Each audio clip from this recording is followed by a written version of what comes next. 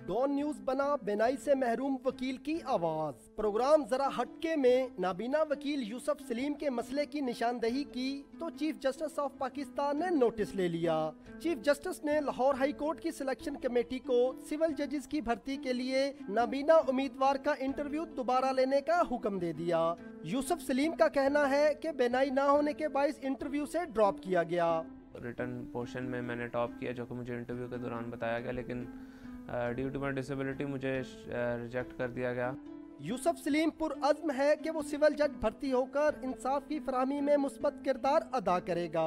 Don news के programme ज़रा हटके में जो है वो चीफ साहब ने नोटिस लिया। मेरी ख्वाहिश ये होगी कि मैं जो है वो इंसाफ फराहम करूँ, लोगों को कानून के मुताबिक फ़ैसले करूँ।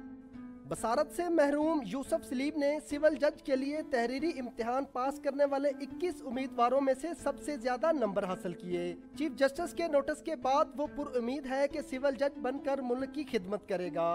कैमरामैन इजाज जॉर्ज के साथ राना बिलाल, डॉन न्यूज, लाहौर।